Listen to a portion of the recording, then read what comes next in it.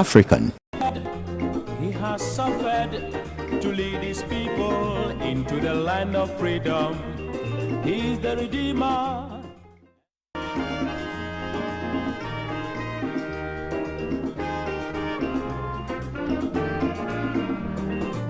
He has labored, he has suffered to lead his people into the land of freedom.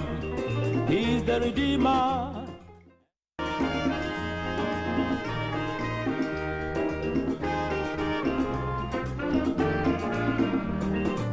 He has labored, he has suffered to lead his people into the land of freedom. He is the Redeemer.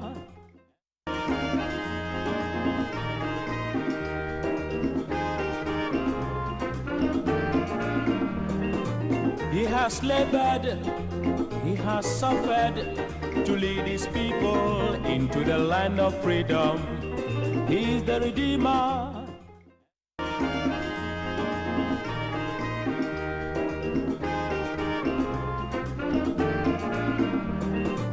He has labored, he has suffered to lead his people in. Nyakamwa, and it's a statue. Yakoa, no Makosi statue. Nipa unyem free abemu. I say we free abemu na and Krofokai with Juma Pa. Na Omokaso Omo Bo Abaso. Niakosi statue amount. And so unyam koi. And I oko wa opa o statue huntoma. Ezu. Nasani eno. Enye akamede ye ka se memfa me statue nkosi baby amaye adwuma pa bia enye akatema habo me de ba ko besi ho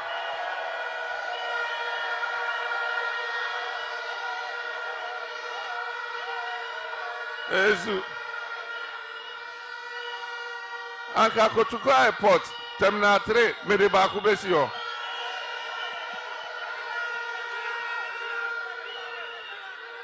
Anka University of Ghana Medical Center, Medebaku Besio.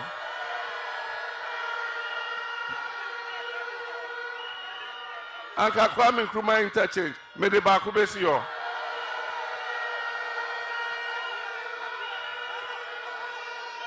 Anka Kaswa Interchange, Medebaku Besio.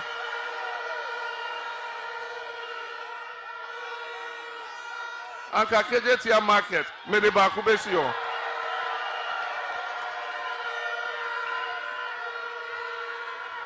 Ezu anka obehu me statue of Ghana hanyina enso wo hwe baby o this statue no ko see ya enjuma oya wo ho nyina onwie hospital a omudi ko see hospital nenim yenwie yesinwie eyi interchange na yesi no China for no yenwie takrade market settle edwano yenwie a quite no pony run about a statue Nissi no ye Ezu Omo de baby almost say Druno ye Omonko Niembe Bonia aka no ho ban Moka say a year by election be was said no Moka and Jumbi Omo de by say ye di o Chaso poku sikano ye di Ezu Eza Enti Omodi sikabeba Minim se nipa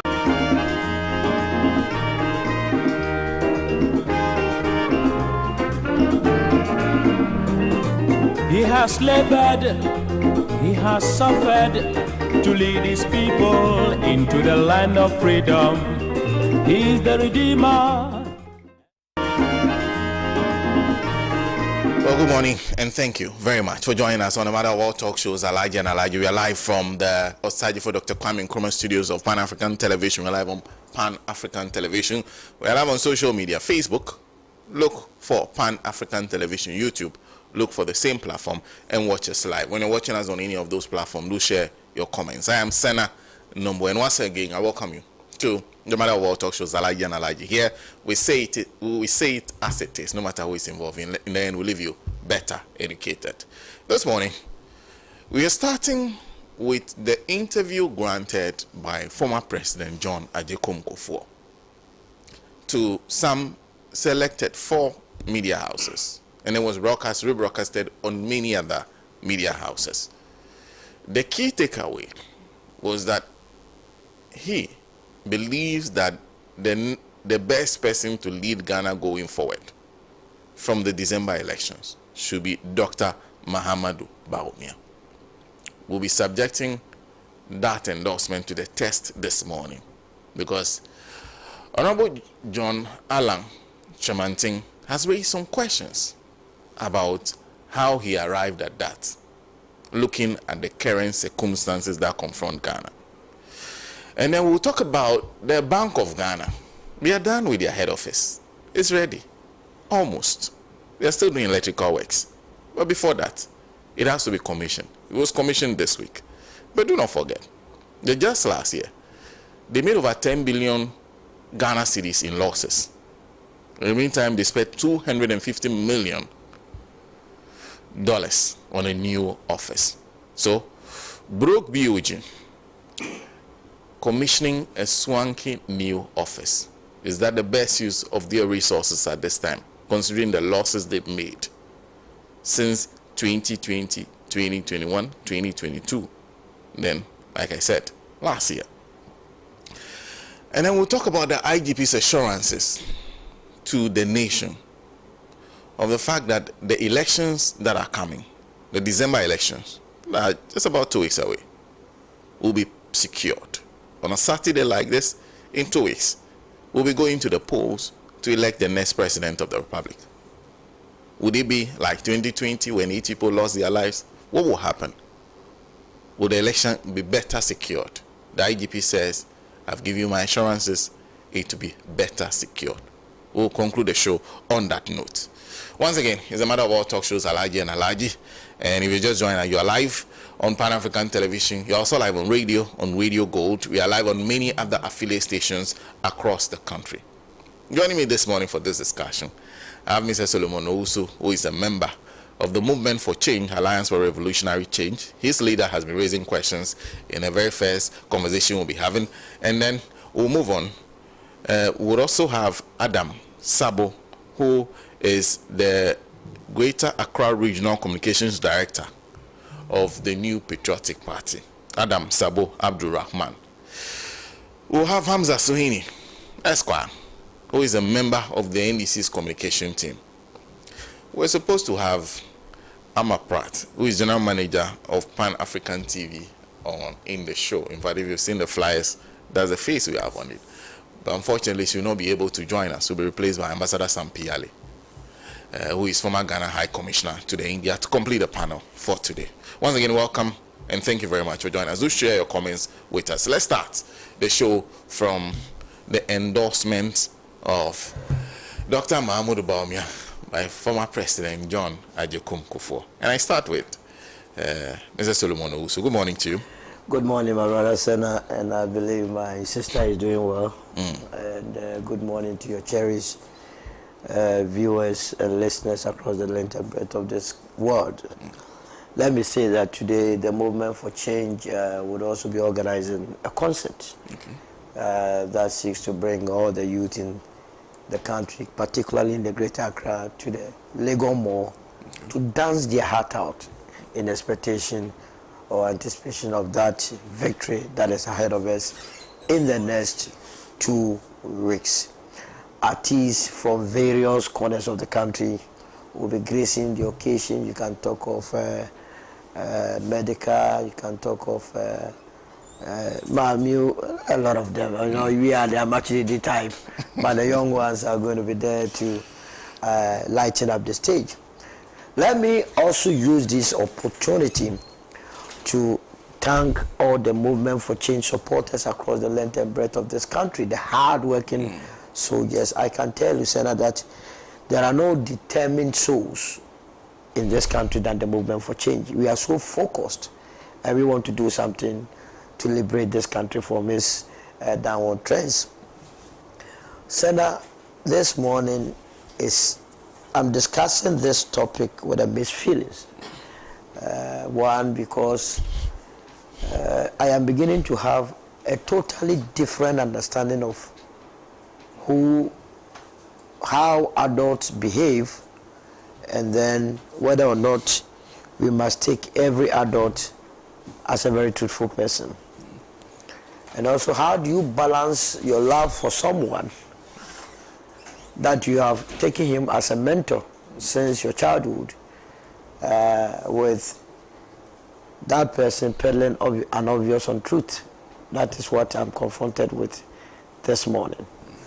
But in all these, as the Commonwealth guys will say, truth stands. So I will not mince words. Who the cap fits will definitely wear it this morning. You see, let me also put it on record that former President Kufuor, John Ejekun Kufuor, has never in his life, emphasis my openly endorsed Alan Chamanti anywhere, that in any contest he is behind Alan Chamanti. Let's put it on record.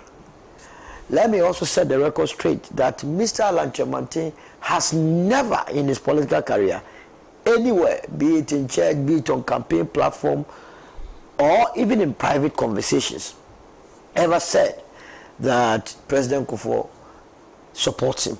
It has never happened. And so those that are trying to draw that wedge, draw those conclusions, they must have this at the back of their minds. So now what are we discussing? Last Sunday evening, former President Kufuor had an encounter with 4 media houses. I wouldn't even say houses. These are procured journalists. These are stomach journalists. These are unworthy journalists who work for the New Patriotic Party. Take it from me. If you go to the Ashanti region, these are the journalists that are leading the media plan of the New Patriotic Party. And I know each and every one of them perfectly. And I understand them. And I've been with the MPP, so I know how their psyche is. But unfortunately for them, one of them exposed them. One of the journalists that went to interview Kufuor was the one who gave them out. As to the monetary considerations, as to the problems that the party's campaign is facing in Ashanti region, for which reason there was the need to go and do what they did. Mind you, before that Sunday, Mr. Kufuor had endorsed Alhaji Mahmoud Bawumia on 2 occasions. And that is why I started by telling you or laying the foundation that never in the life of Mr. Kufuor has he ever endorsed Mr. Alan Chamanti. And never has Alan had any problems with him not endorsing him, Alan, nor openly endorsing another candidate. The first was the MPP's Bawumia's outdooring, which was to give us the bold solutions at the UPSA, where former President Kufuor emphatically stated that Dr. Mahmoud Bawumia was a man of destiny. You remember that endorsement? When he did that, did you hear Alan speak? None of us, because we felt that it was a political platform, a partisan platform. And as we speak, former President Kufuor remains a member of the New Patriotic Party. And in fact, he is an advisor to the candidate. So if an advisor to an MPP candidate goes to endorse an MPP candidate, why must I have a problem with it?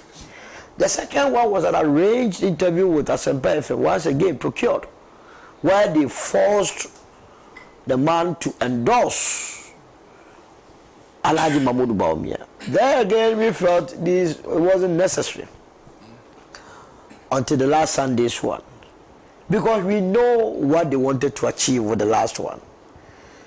Mind you, Alhaji Bawumia had gone to Ashanti region, given the indication that he was going to spend 15 solid days to campaign in his own stronghold. The MPP has the Ashanti region as a stronghold. And never in the history of the political party MPP that I have ever seen a presidential candidate of that party even spent more than 7 days. So this was news to me, that your stronghold, that you don't need to be there. In fact, you need the other regions more than your stronghold, because whatever be the case, your stronghold will always and always vote for you. But this time around, the man says he's spending 15 days. So some of us said, hey, then they are beginning to feel the heat that is being mounted or chasing them by the movement for change. I have said time without number, if you remember, that Ashanti region is no more the stronghold of the MPP. Anytime I made this statement, people took it on the light note. But we have worked and worked tirelessly in the region, so we know whatever is happening there.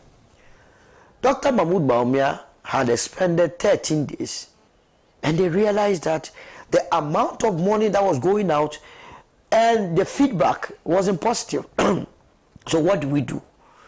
Let us quickly come to Accra and then get former President Kufuor to put in a word so that it will at least sway some minds. And that was what they came there. The reason why we responded and asked questions was that about 4 hours to the program, there was a flyer going around that was saying that former President Kufuor speaks to the nation. So at that material time, some of us thought that there has been a plethora of issues in this country that he himself had not had the opportunity of addressing. You remember the Galamsey where even churches, the Catholic Church had to embark on prayer demonstration. TUC nearly bad for last minute. Only God knows what happened. Was going to embark on demonstration. UTAC indeed carry out their threat, and so on and so forth. There has been an issue of haircut to our mothers and fathers, his contemporaries, that his own family member, Dr. Michael Ejekum, told us that because of the reckless nature of the management of this economy headed by Dr. Mahmoud Bawumia, he could not, as an entrepreneur, an astute one, of course, a very accomplished one, of course, could not afford to buy 1,000 or pay for a book launch of 1,000 cities. And that 800 of his contemporaries were either having strokes or were dying because of the policy of the government. I was thinking, or some of us were thinking, that about 2 weeks ago, a mother gave birth to a newly born baby and sold the baby for 300 cedis. And it grabbed the headlines of Ghanaian Times. So maybe the venerable politician, Mr. Ejekum Kufuor, had seen that news and then wants to make an input. Beyond that, the general hardship in the economy. So we decided to give it an ear, only to see the journalist and Mr. Kufuor do a pure NPP politics. You say you are going to speak to the nation. We know the Akan language is very popular, but at least for now, our national lingua is what? English. So if you are speaking to the nation, and don't tell me former President Kufuor does not understand English or speak English. On that occasion, he decided to speak Twi, just to appease the conscience of those in the Akan areas who have decided and blocked that they will vote massively for Mr. Alan Chemanti. He said of the 30 or 12 candidates, now it's 12 because of the demise of Ekweadonko, of the 12 candidates, per his deductions, his analysis, his evaluations, Dr. Mahmoud Bawumia is the most suitable person to lead this country from 2025 going. Now, to those NPP supporters that had a problem with it, I am taking my time to give you the foundation, and you appreciate Alan's position.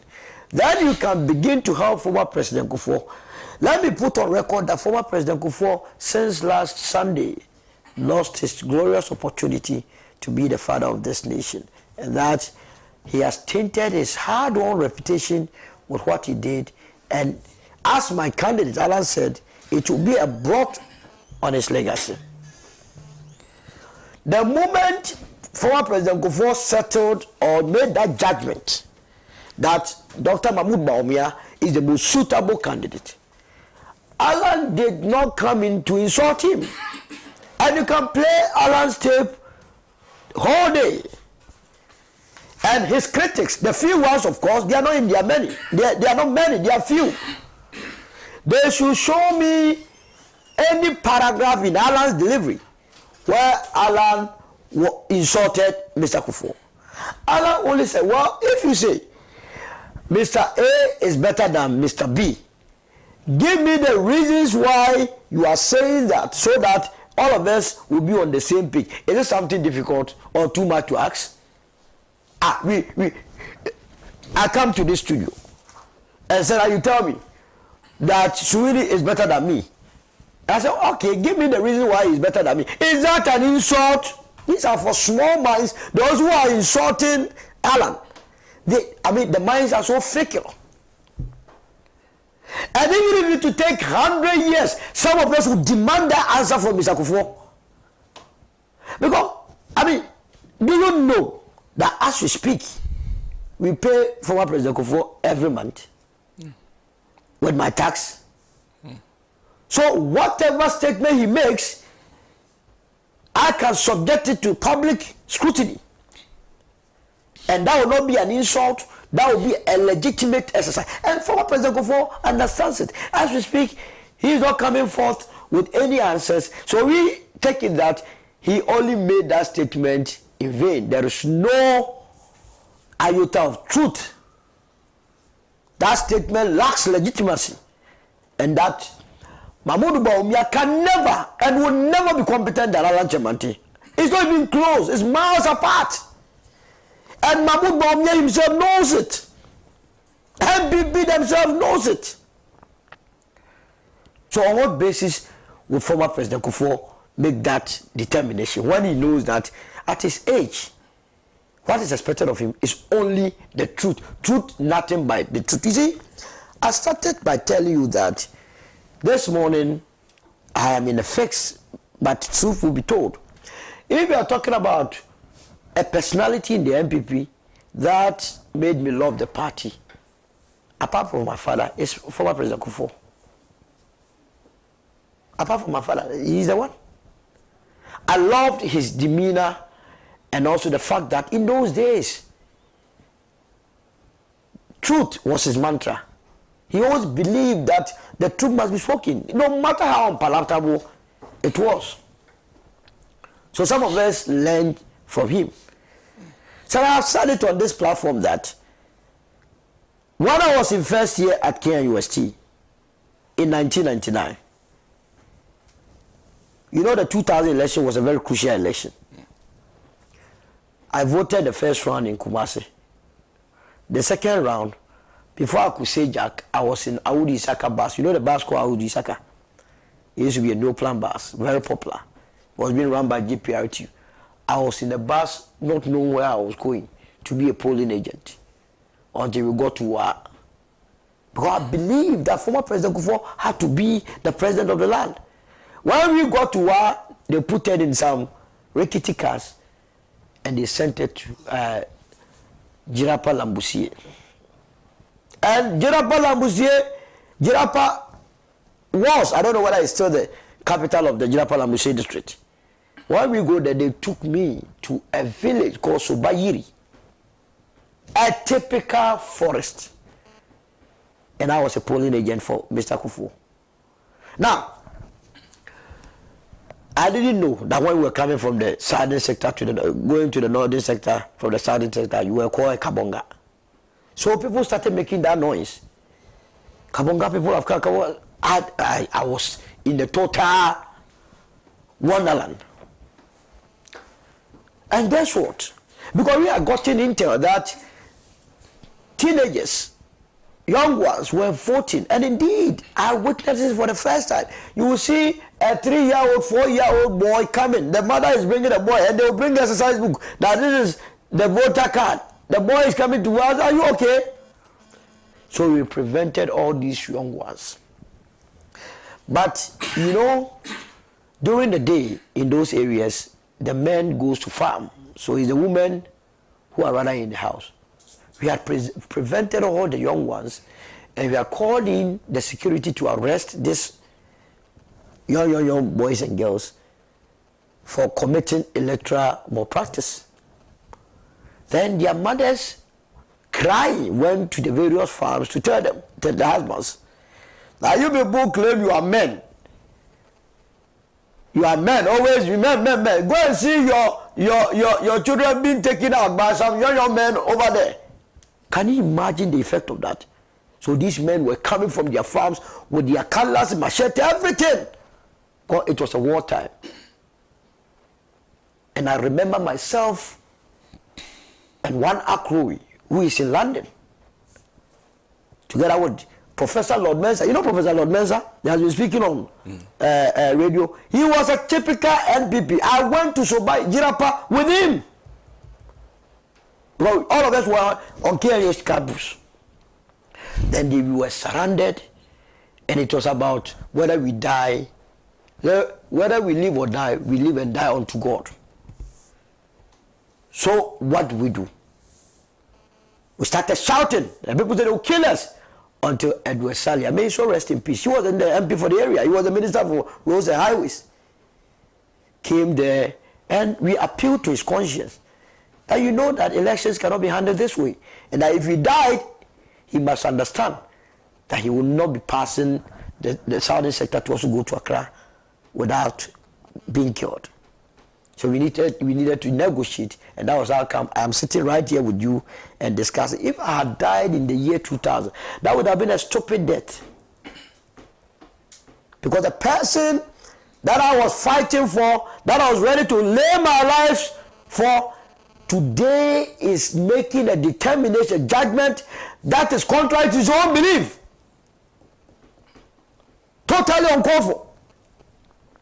And when we demand that give us your foundation, those riffraffs in the MPP say what? Now let me come to those that have been making noise. You see, let me assure them that we are more focused than those that are making the noise. We are more so focused because we know we are winning Ashanti region.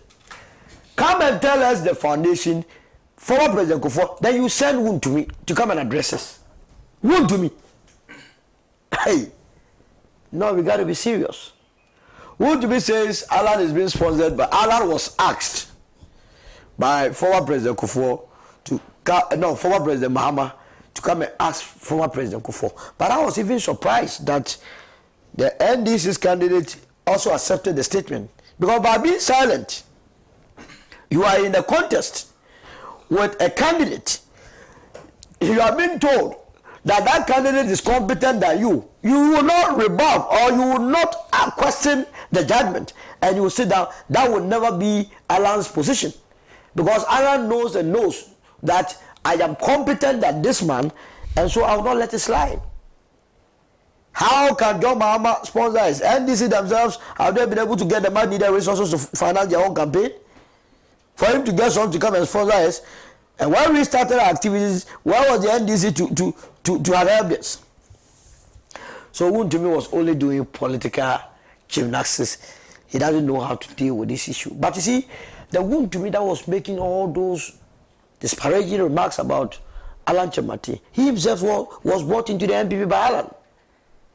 That is the most, the saddest part of it. In fact, Alan was the one that aided him to be a chairman. He used Alan's name to get position in the MPP, but it is all fine. Alan is no more in the MPP, so whatever they will say. And I will be charitable with Wontumi, because Wontumi really is only there because the party is no more attractive. No serious political party will have him as their regional chairman in a stronghold. That's their stronghold. What strategy is he bringing apart from insulting everyone? He doesn't have what it takes to lead. But anyway, the NPP is also on a decline mode. The party is only going into a direction that will ultimately become like the CPP. That is the direction that they have chosen, the path that they have chosen. So that is their own cup of tea. Now I hear another procured political entrepreneur, stomach journalist called Paul Adumochi. That guy, when I see him giving theatrics I wonder the sort of people who engage him to do their bidding. Because his advocacy does not win even the heart of the wife. Even the wife, he has not been able to convince his wife that Alan Kyerematen has never shown any policy. And that Dr. Mahmoud Bawumia is more competent than Alan. Based on what he was run away. So he was sent to Zimbabwe to go and fix Zimbabwe economy. Let me tell Paul Adumoche, Dr. Mahmoud Bawumia was chased out of Zimbabwe. He was chased out.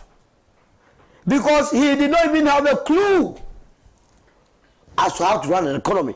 The Zimbabwean economy was deteriorating under his watch. So he had to run away. Now, he comes to tell us that Allah has no policy, forgetting that Allah was the first person to launch his great transformation plan. Well, you know, in this country, when Allah launches a great transformation plan, in fact, he himself interviewed Allah on this platform. But because of no curfew, the small amount of money these wannabes will get from unserious characters, he found it necessary to go and sit on TV and attempted to impugn the integrity of Alan Kyerematen. Look, you cannot, Alan is so peerless that not these 2x4 people can say anything that will send him into the path or direction that they want us to go. It will not happen. It will never happen. And then you have this woman who calls herself Edufo Ursula, also attempting to run Alan down. That Alan is not what he claims is. And that Mahmoud Bawumia is more competent than Alan Kyerematen. And that who was Alan before Kufuor appointed? Hey, Ezra, you had the mouth to say this? I'll be glad. Today I'll take my time to explain to them who Alan was before MPP came to power. And in fact, if they have any thanksgiving, they should give it to Allah.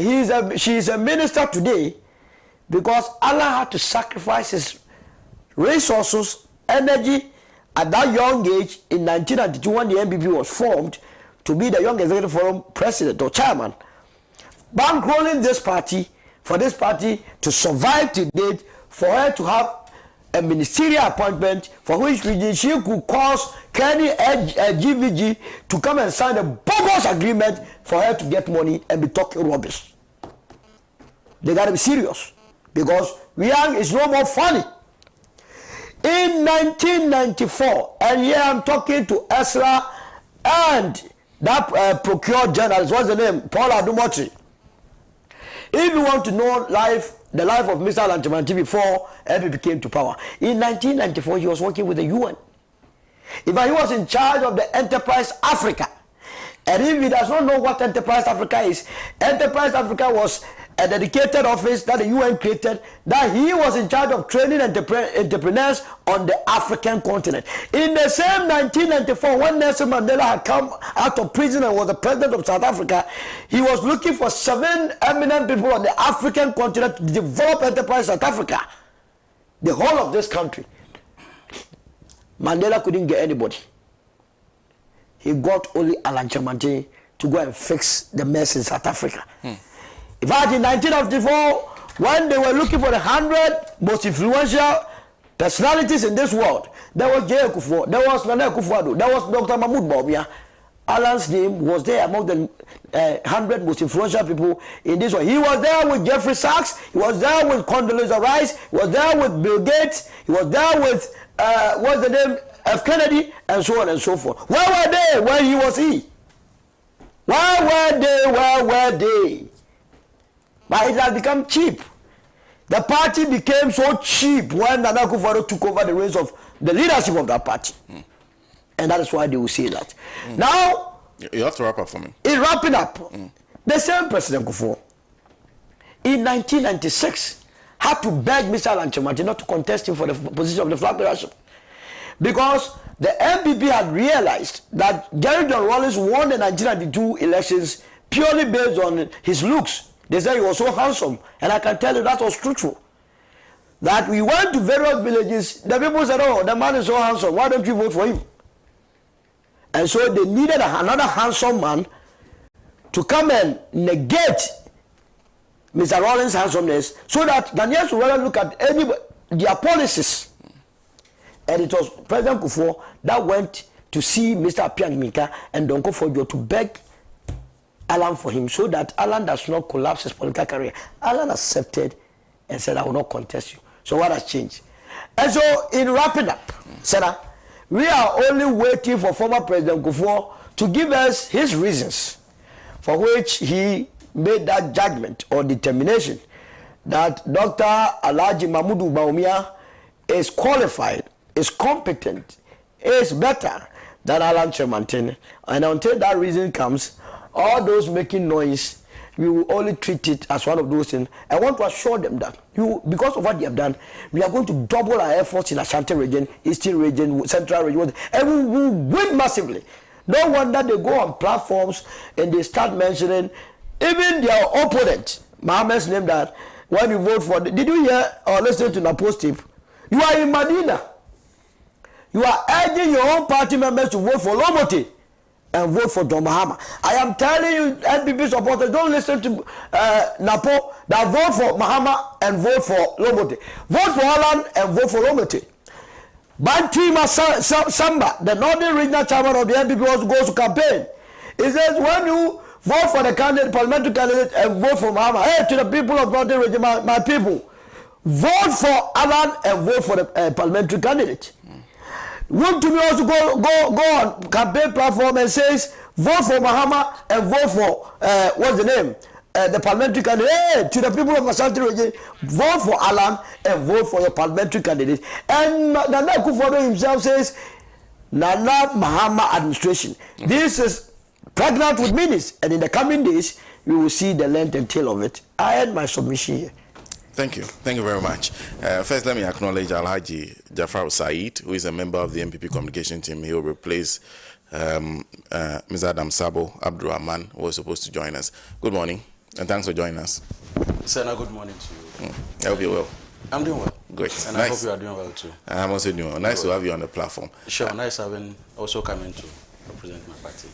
Yes. And I'll come to you, but before that, let me first go to Hamza for his thoughts. Hamza, good morning. Good morning, my brother. The last time I saw you was in Tamale. I know, right? It's not been easy, and I've been running. Unfortunately, I walked in and your air conditions appeared to have worsened my coffee. Everyone is struggling. I know. But good morning to our cherished viewers out there, and to my colleague panelists in the studio. Of course, as expected, Solo, as usual, has done an excellent job in terms of his response to the NPP shenanigans, who want us to accept that simply because President John Agyekum Kufuor has made a statement as far as his preference is concerned for the next general election, it must be treated as the die side, the Lord of our country. President Kufuor undoubtedly is one of our former presidents of the land, but that does not ascribe to him any level of authority when it comes to the determination of who leads the country beyond his own constitutional right to exercise his franchise on the 7th of December. And so people need to understand that. And there's one point we also need to acknowledge, that whichever way you look at it, President John Agyekum Kufuor has been a committed and loyal member of the New Patriotic Party. For those of us in the National Democratic Congress, it would have been surprising for His Excellency John Agyekum Kufuor to have told the good people of this country that indeed we have gotten to a stage where that as Ghanaians we must begin to think beyond the New Patriotic Party and adopt the position of the National Democratic Congress or even the Movement for Change.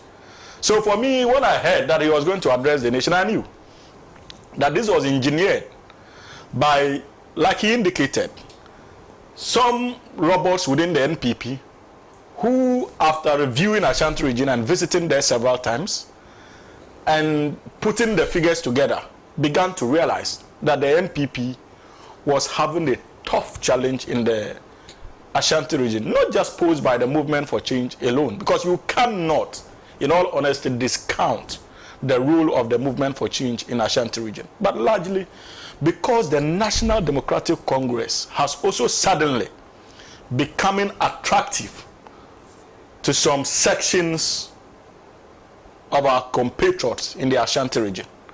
So they are confused, and there was the need for them to confront that confusion. And in their myopic political minds, they were sure that the only way to resolve that confusion and give them some false sense of hope was simply to rely on the personality of His Excellency John Agyekum Kufuor.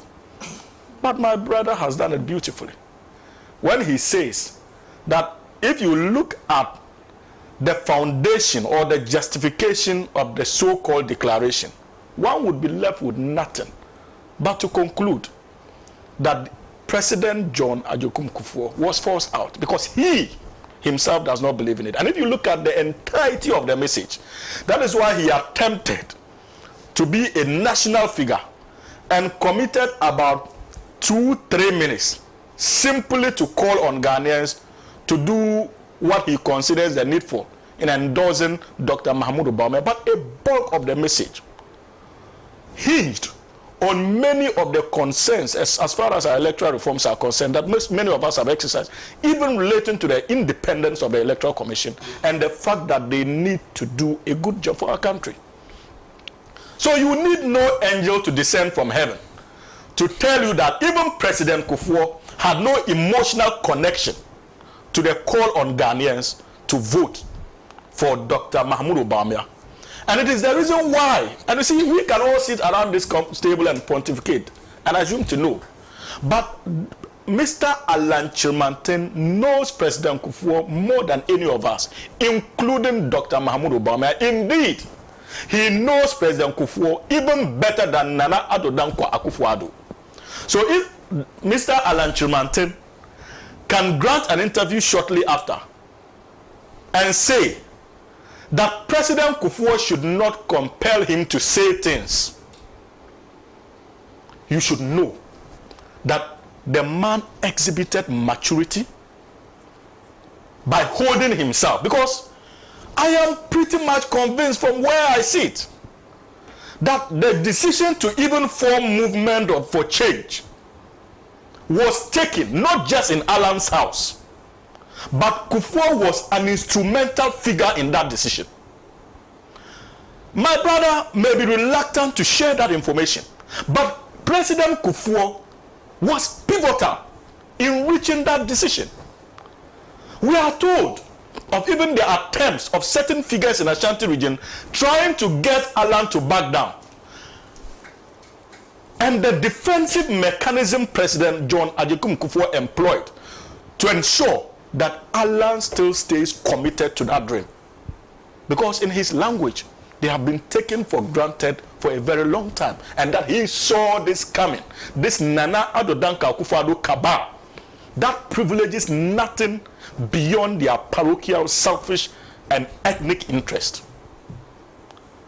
And so the movement for change was simply carved out as an elaborate response to the Nanado schemes to take control of the New Patriotic Party and render a certain force within the New Patriotic Party comatose. Who is not aware of this, my brother? But knowing President Kufuor, like I indicated, he has so far conducted himself in such a way that it is difficult publicly for you to take him away from the New Patriotic Party. And he is in a very difficult situation. We are talking about a former president who won elections on the ticket of the New Patriotic Party. So it will be difficult for President Kufuor to mount a political platform or have cameras on him to say something contrary to the position of the New Patriotic Party. So it was expected But it does not mean that that is where his heart is. If his heart was there, we would have known. When we talk about political figures, it goes beyond the personalities. So to understand the leanings of President Kufuor, you have to pay close attention to his association or to his associates.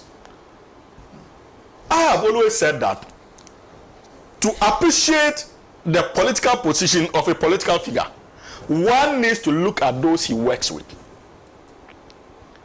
And so, if you look at Nana Addo Dankwa Akufo-Addo, you know that to understand the way he thinks, you need to pay attention to the likes of Gabi Ochiridako.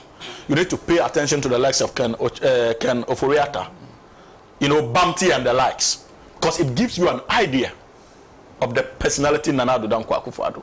You simply cannot attempt to understand President Kufuor without paying close attention to the likes of the former Chief of Staff, Kojo Mpienim, the likes of Mr. Alan Chirmanten.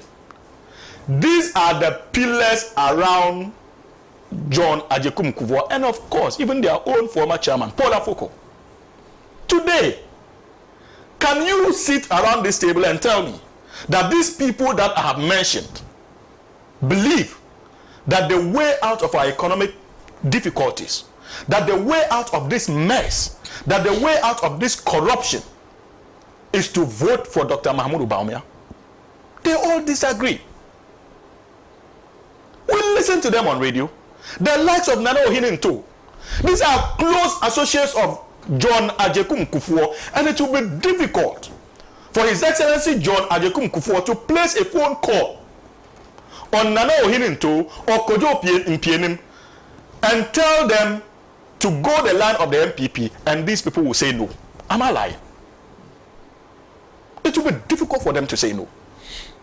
So we know that President Kufuor has been forced out to make this open declaration. But in truth, within him, he doesn't believe in the truth of what he's saying. Wait, what are we talking about?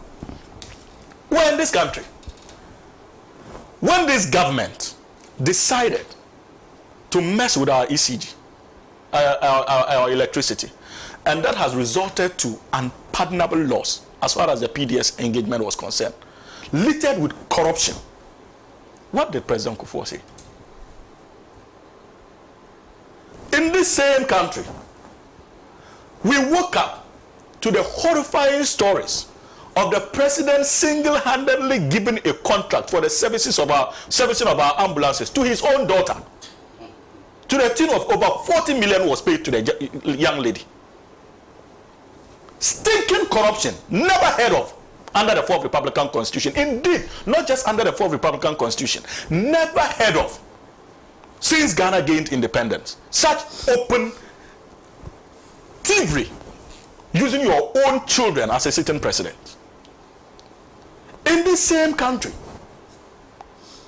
we were here when His Excellency Dr. Mahmoud Bawumia tampered with the PDS arrangement and changed, and what's the name? To conditions precedent to conditions subsequent. That resulted in the mess and became the bedrock. And not long after, a finance minister of state, at the finance ministry, told us of how the Dr. Mahmoud Bawumia receives bribes to get some of these things done, and was actually in the process of negotiating one in Dubai when he was caught on tape. This is the personality John Agyekum Kufuor is calling upon us to vote. In this same country, we are dealing with Dr. Mahmoud Bawumia, whose own secretary decided to seize rice belonging to market women of this country who imported it and couldn't clear because of high taxes. That rice was taken, and in Islam we brand it as haram because anything that you steal. But Dr. Mahmoud Bawumia took it and decided to distribute it specifically in the northern region as Ramadan rice.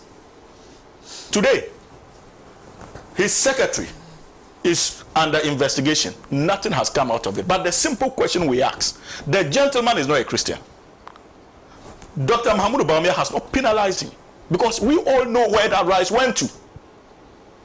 We are dealing with a vice president and a flag bearer of the New Patriotic Party who is known and celebrated to be dishonest in our country. Before they got into office, Dr. Mahmoud Bawumia mounted platforms in this country, visited university campuses, and assured the young people of this country that under his tenure as chairman of the economic management team, they were going to resolve the issues of unemployment and reduce unemployment drastically. Under Mahama, unemployment was about 8.4%. Today, under the so-called economic messiah, unemployment has shot up to about 14.7 to 14.8%. And you call this competence? Under John Dramani Mahama, we are dealing with a personality who promised the good people of this country that President Mahama had no idea of managing our debt. Under His Excellency President Mahama, the debt of this country was in the region of about 120 billion. Today, under the so-called economic messiah, who understood debt management better than President Mahama, our debt levels have shot up to about 740 billion. That is the character President John Kufuor wants us to vote. We are dealing with a character who, when he assumed his role as economic management team, succeeded in managing Ghana to a position where we are unable to even pay our local and external debts. Never heard of in our history. Did you hear under President Mahama that Ghana was unable to pay their debts? Let us be honest with ourselves around this table. Did you hear that? Even though President Mahama is not pretending to be an economist, did you ever hear that Ghana had difficulty paying its debts? My brother, Solo. Absolutely not. Today, under Dr. Mahmoud Bawumia, Ghana had to be shut out of the capital markets. We simply cannot even have access to borrow money because of their recklessness and corruption. And President Kufuor wants us to vote for such a character? Come on. Are we that daft as a republic? You see, we are dealing with a personality who assured us, the good people of this country, that he had worked at the Bank of Ghana and that there was so much money in this country and that we needed not to borrow to develop our country. We all know the borrowing story today. We are not just unable to borrow, we cannot pay our debts. So what new is such a gentleman bringing? What new? Tell me that what new thing is Dr. Mahmoud Bawumia going to bring? Except to continue the legacy of exploitation, the legacy of corruption, and the legacy of what do you call it? Undermining credible state institutions. And that is what President Kufuor wants us to vote for? Absolutely not. I am convinced from where I sit that the good people of this country have come to accept that the way out of this mess is to communicate strongly on the 7th of December to the NPP that indeed you can fool some people all the time, but you cannot fool all the people all the time. And we have said, going into this election, and I know my brother agrees with me, that this is a national call to reset the country. Any of the political parties, apart from the NPP, is qualified to engage in that reset, but definitely not the New Patriotic Party. And the National Democratic Congress has indicated that we have reached a stage that there is the need for us to delve into our revolutionary spirits as people of this country. The same way we stood up against colonial rule, the same way Rawlings succeeded during the military days to bring all of us together to pursue the national agenda, the time has come for once again for all of us to unite against a common enemy that is not only threatening our economic livelihoods, but threatening our moral and social fiber, and to a very large extent, the survival of our democracy. And that person or party is none other than the New Patriotic Party and Dr. Mahmoud Bawumia. We have seen it. Today, only few people have confidence in our Electoral Commission. Today, only few people have confidence in our judicial system. Today, only few people, and when I make reference to few people, I'm making reference to the NPP people, have confidence in our security agencies. Almost every credible state institution has been run down under this regime. Our media has been reduced to a chorus of praise singers, largely because of fear, because they have seen their colleagues murdered on broad daylight, in broad daylight. They have seen many of their colleagues run out of this country for fear of their lives. For fear for their lives. My brother, finally, you see, Solo, don't be so disheartened. When I listened to your recounting of history about the role you played to bring President Kufuor to power, you see, don't be disheartened because, you see, my brother, that is the New Patriotic Party. There is no single credible person in this country that Nana Addo Dankwa Akufo-Addo and Dr. Mahmoud Bawumia within these 8 years that they have not brought down in terms of integrity.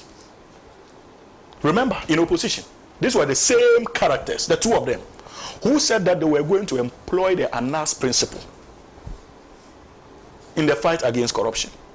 Upon assumption of office, they have rendered ANAS useless, and they have invited Ghanaians to question not just the modus operandi of ANAS, but his moral principles as well, so that they can get away with their naked thievery. These same guys, they are religious leaders in this country, I don't want to mention names, who have suddenly become dead silent because they use their pulpits.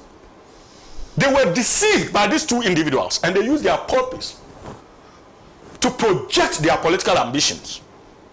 Today, the likes of them, many of them have become dead silent, and even if they speak today, many of us question their integrity. That is what Nana Addo Dankwa Akufo-Addo and Dr. Mahmoud Bawumia have done to them.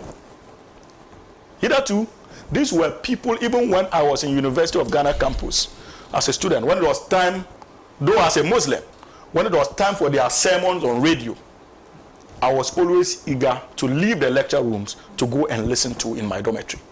But today, they have been reduced to nothing, largely because they decided to place their integrity at the service of the political ambitions of these two individuals. Manasseh Azuri Awuni was celebrated by these two people, and in fact joined hands to uproot the National Democratic Congress under John Dramani Mahama. Today, Manasseh has also been reduced to nothing, largely because of the modus operandi of these guys. And finally, our own Sophia Akufo. No, in fact, it shouldn't even be final. Our own Sophia Akufo, the former Chief Justice, worked closely with them. But after they got what they wanted from her, look at what they subjected her and many other Ghanaians to by threatening their pension funds.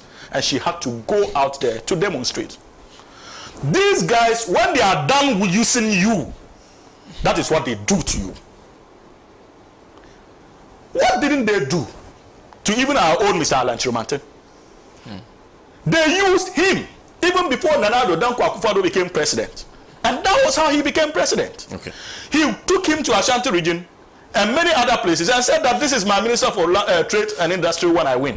And he will champion my one district, one factory regime system.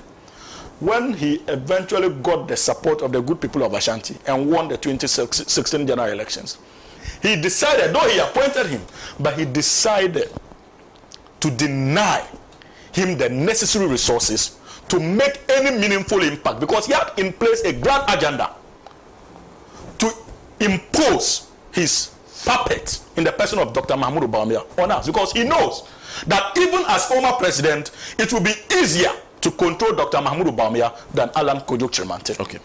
Okay. So President Kufuor must be mindful of these facts and know that the image that he has succeeded in carving for himself in opposition in the last 8 years or 16 years, he must do that sober reflection and ask himself whether it is worth putting that at the service of the Nana Addo Dankwa Akufo-Addo led MPP. Okay.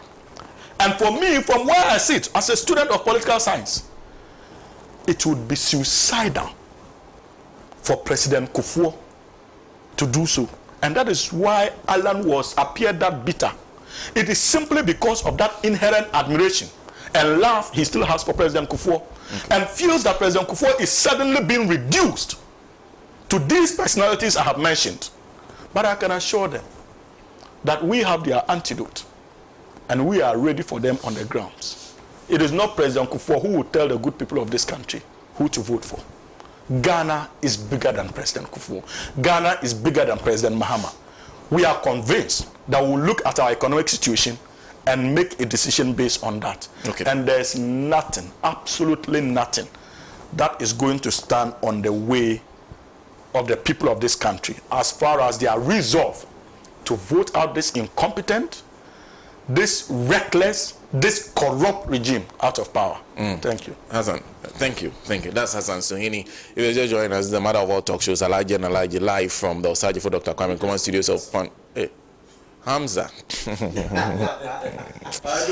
Forgive me. Hamza Suhini, Esquire. Well, yes. Oh, people call you Hassan. I know, right? People call you Hassan sometimes. No, but yeah, most people make that mistake. Trust me, most people make that mistake, and sometimes I enjoy it. That is if it doesn't come with any monetary demands. But when it comes with monetary demands, I remind them that I'm not a member of parliament, so they should go back there. Well, a couple of comments from those of you who are joining us on YouTube. This is Rasmia Idrisu, who says, Dr. Bawumia has lost his credibility and cannot be trusted. Ghanaians have to think well and vote MPP out of power. We don't need them again. There's Nana Kosia, who says, Kufuor cannot tell good-thinking Ghanaians who to vote for. With the right thinking and patriotic Ghanaians who choose Ghana first and vote out the MPP and Bawumia. Never. MPP never again. There's Kofi Asamoah says, and my problem with Alan Chimantin is that he should have resigned from the Akufo-Addo and Bawumia Ejapadia governance. He stayed with them and agreed to be a member of the economic management team. Those are some of the comments you're sending to us, and Edmond Potakis is joining us all the way from Brussels. A few more comments. Let me go to Facebook. This is Holampe, who says, okay, there's Amawunya Vincent said, I don't blame Kufuor. What does he buy? He's being catered for by Ghanaians. He doesn't feel the heat in the country. And Monaka says the MPP are going to the Supreme Court for a constitutional interpretation of President Kufuor's comment and its relevance. Says we're also asking the Supreme Court to explain the constitutionality of the FDA's inactions with regards to FDA's extension of the expiry date of Mushushu rice, rebagging of the said rice, changing of its country of origin, as well as feeding our children in the poorly implemented free senior high school with contaminated rice. Trust me, the Supreme Court will rule soon. That's Edmond Aka. Ni mentions, I think it would have been better for Mr. Kufuor to have kept quiet on all the mess that the MPP has caused us. But his pronouncements recently has proven that he's so partisan and very insensitive to the plight of the ordinary Ghanaian.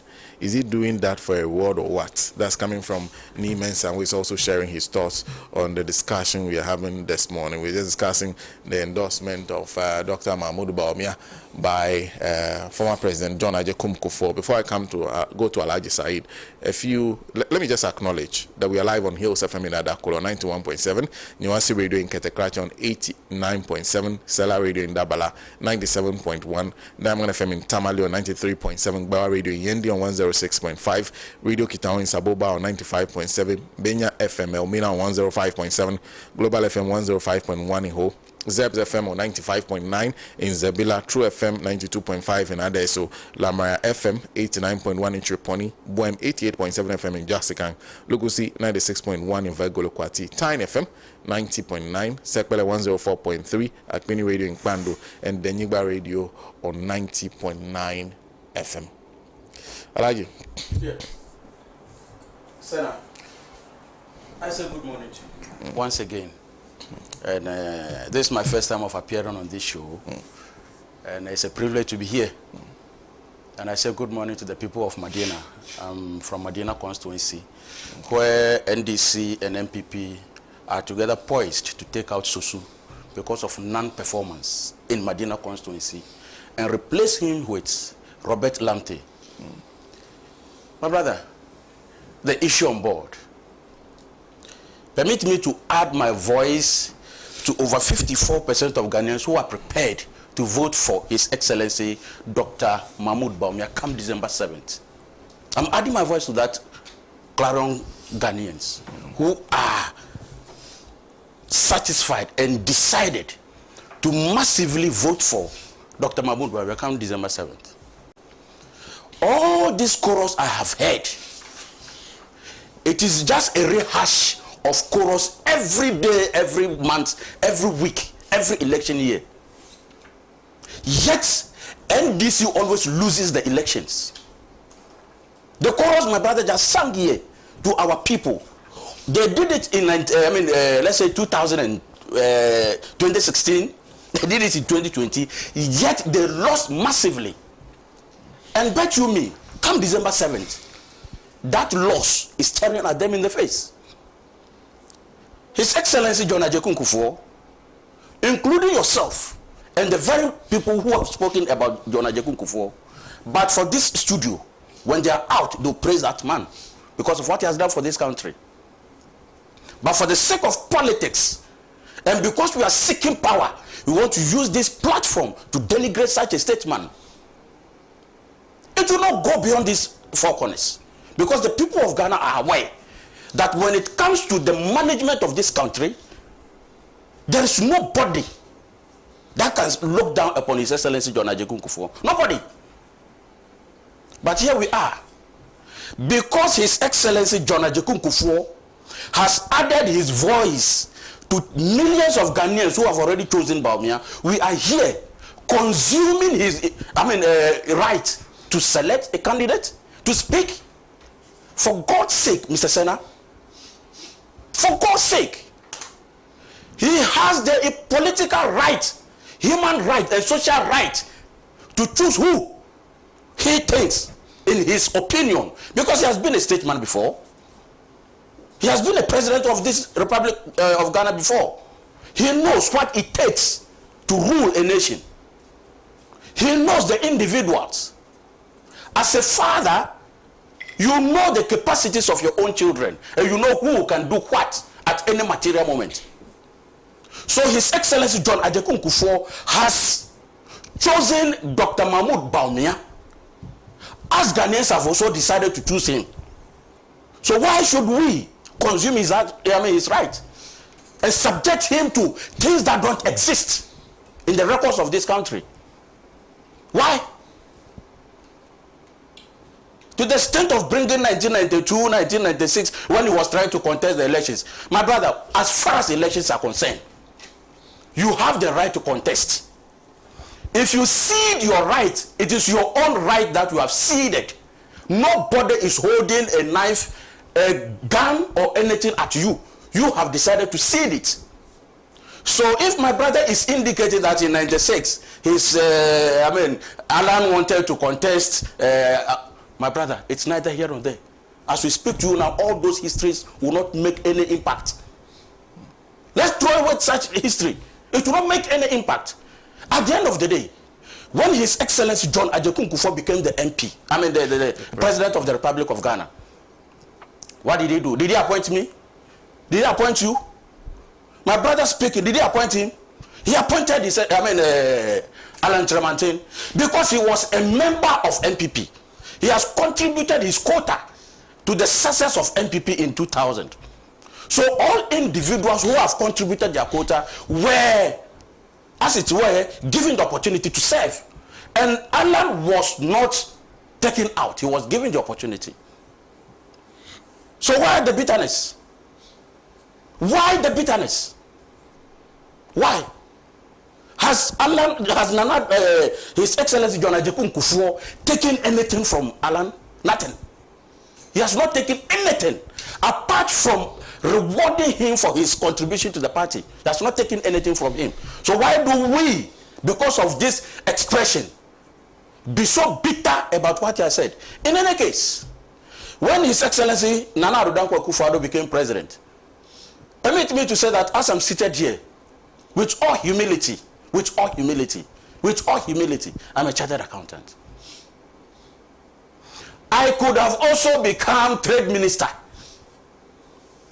When NPP are accusing His Excellency Nana Addo Dankwa Akufo-Addo that one thing that he has done that people of NPP in Ghana are not satisfied is the fact that for 7 years there was no a change of ministerial appointment. And who are the beneficiaries? Alan Kojo Chiramantin was a beneficiary of that policy at the expense of other equally important qualified Ghanaians and NPP members who would have been appointed. Why this ungratefulness? Why? No, Senna, why? Nana Addo Akufo-Addo has awarded you or has rewarded you because he knows you can do it.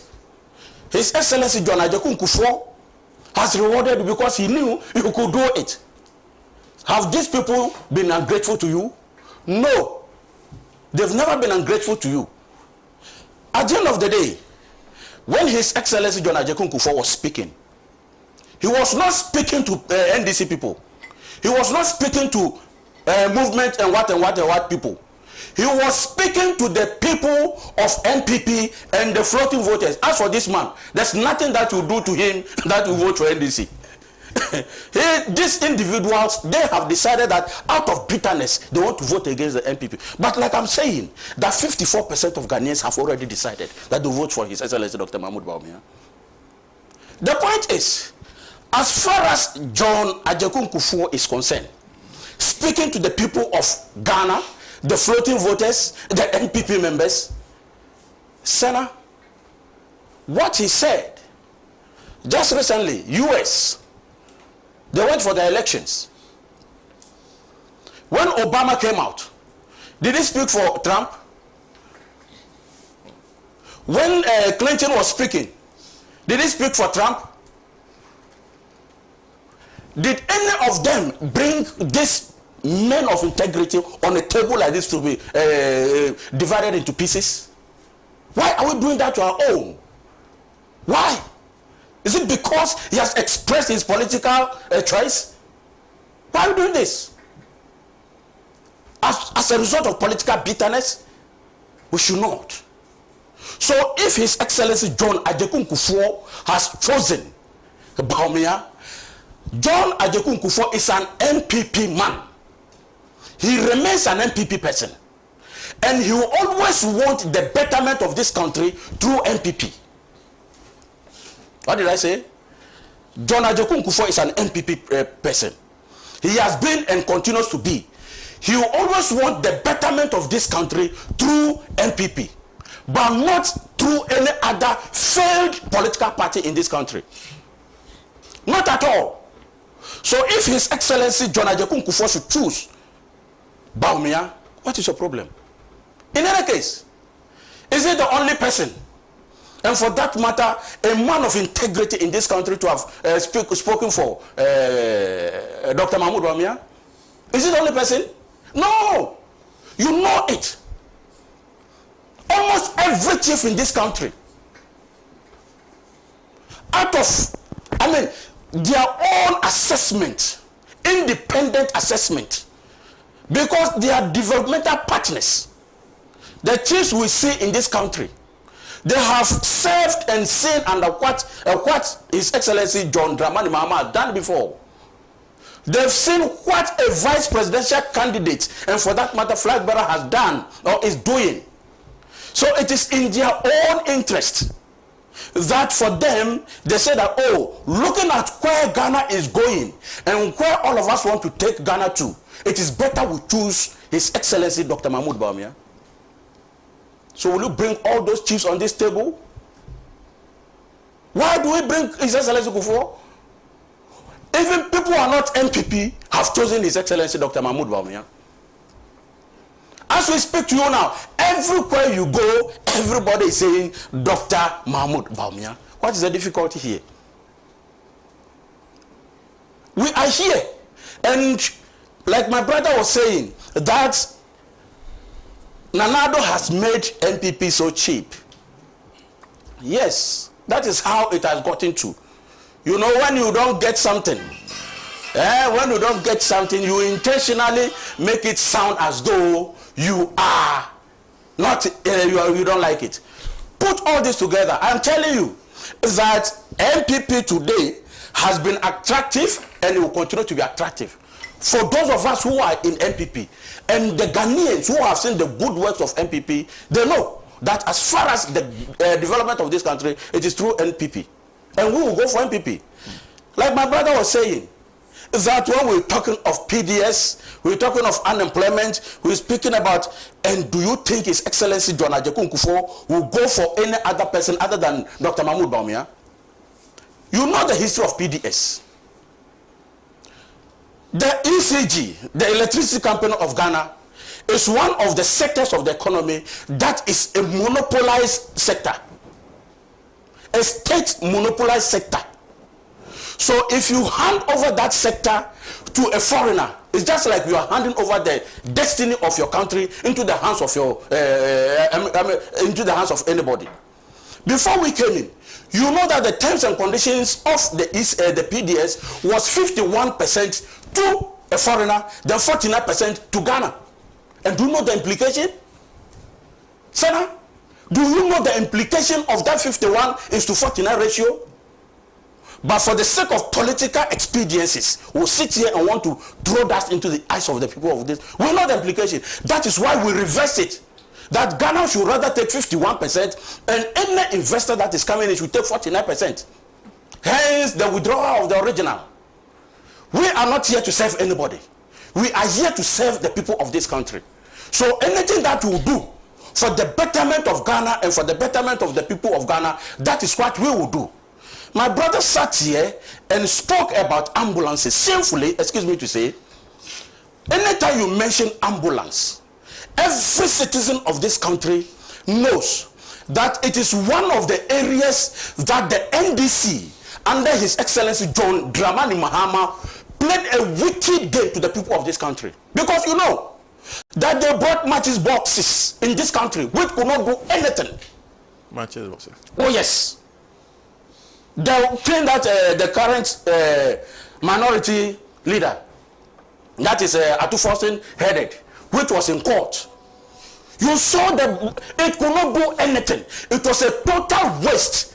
But my brother was confidently, because he got this platform to speak about ambulances. But the people of this country are aware that as far as ambulances are concerned, over 300 ambulances that were secured is for the betterment of the Wachi seller in my village. It's for the betterment of Kenke seller in Sena, whether it is Pando, KJB, or whoever. All of them, they benefit from they are benefiting from the ambulances. So for me, as soon as you mention ambulance, it reminds me of the wickedness of NDC, and it reminds me of the magnanimity of NPP, because we have come in for the betterment of these people. You are here talking about the fact that His Excellency Nana Addo Dankwa Akufo-Addo, what is it? Bawumia received bribes. You see, Sena, your name is Sena. No amount of names will change your name from Sena. As far as bribe is concerned, nobody can tag His Excellency Bawumia about bribes. Nobody. So the hearsay, you can't just prove it. So everybody knows that Bawumia is a man of integrity. That right from 2007, that he became the deputy governor of Bank of Ghana, up to becoming the vice president, to the stage of where he becoming the president of the Republic of Ghana comes 7 December, nobody can tag him with corruption. To the extent that you tag him that he's the head of economic management team, what is it for that matter, unemployment rate. Sena, I completed university. At the time, the late Mills and Mahama were reigning. That was where they went for a loan that brought a ban on employment in this country. You know it, I know it. I got to a point that they needed just to sign, but the order was that there's a ban on employment in this country under these people, NDC, John Mahama and Mills. When Mills, may he so rest in a perfect peace, go, you can check. Setepa in 2015, they said they will not lift ban on employment. They will not lift it. If the same people are talking about unemployment, Senna, don't you feel bitter in your heart? Thousands and thousands of Ghanaians have completed universities, polytechnics and what have you. They were in the house. When we were searching for jobs, this man, my brother, Hamza, right? And his party, NDC, they told me and my compatriot, thousands of us, that we should go into the bush and go and cut grasses and come and sell. Didn't they tell us through this Rashid Pepper? Didn't they tell us so? Didn't they tell us that we should go and carry stones to come and sell to make ends meet? And if these people are talking about unemployment, Senna, let your heart bleed, because we are speaking for the ordinary citizen in this country. Let your heart bleed. We are in this country. At the same time, His Excellency John Dramani Mahama told us that when we were crying, that is not a magician to give us employment. Senna, we are not sick of forgetfulness. Even if some are sick, we'll use this of your platform to wake them up. That, hey, the John Dramani Mahama we know, as far as employment is concerned, he is zero. He is quoting 14%. He doesn't know the difference between annual rates and the cumulative rate. As we speak to you now, the cumulative rate of unemployment is 5.4%. It's not 14. But because we have the annual rate, they quickly go for the annual rate. If you put the cumulative rate of unemployment, these guys, it was 6.8, which has come to 5.4. They don't have record. But because they want to deceive you, Senna, they want to use a pulpit to deceive the people of this country, they will go 14%. But thank God, some of us are here. We will continue to expose the NDC. That as far as unemployment is concerned, the worst person you can think about is John Dramani Mahama. Because he doesn't have any good record. It was under him that companies were collapsing. You know it, I know it. Because for 4 good years of doing so, those days, some of your people here, I don't know when you started working here, some were laid off. Small-scale businesses were dying because they could not operate. These are tangible facts. When we begin to speak this way, we are reminding Ghanaians of the pain they went through under John Dramani Mahama. We are reminding them. We are reminding them the sleepless nights that they went through, to the extent that your wife went to the hospital to go and give birth. Because of light off, they had to use torchlights to be able to operate or to perform operation on her.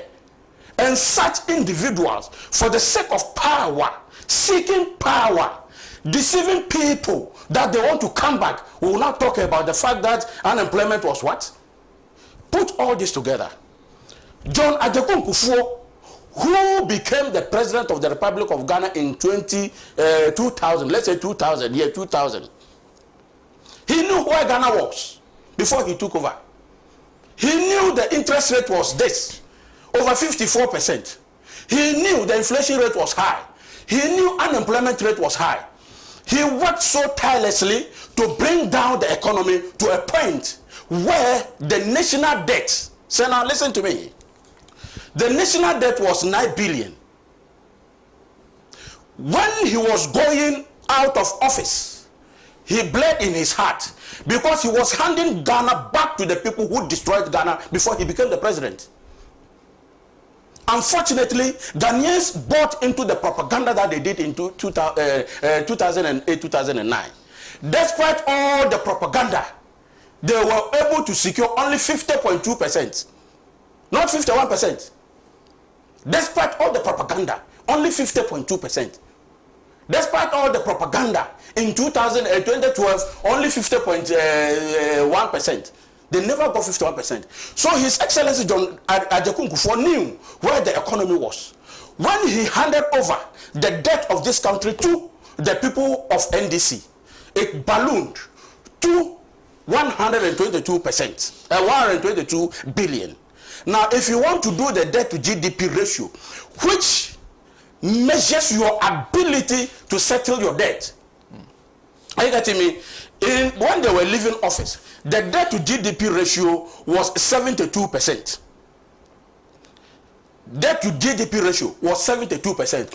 Go and read, for me, because of my profession, whatever I say, I have integrity behind my figures and my words. Go and read the annual annual debt report 2016. If you read the annual debt report 2016, that is where you see the debt to GDP ratio, and I'm telling you that it was 72%. Are you with me? So if you do the nominal increment of the rate from 9 billion to 122 billion, is over 1,500 and something percentage increase. Despite all this, you are looking at this from the nominal point of view. You couldn't pay teacher training allowances. You couldn't pay nurses training allowances. You cancelled all those things. You couldn't even pay. This man is from the north. I'm from the north. In 2015, all the schools in the northern region had to shut down because government could not provide subsidies. You couldn't do all those things. You couldn't keep our lights on. You gave us unemployment to the extent that we even warned Ghanaians not to charge their phones because it was consuming power.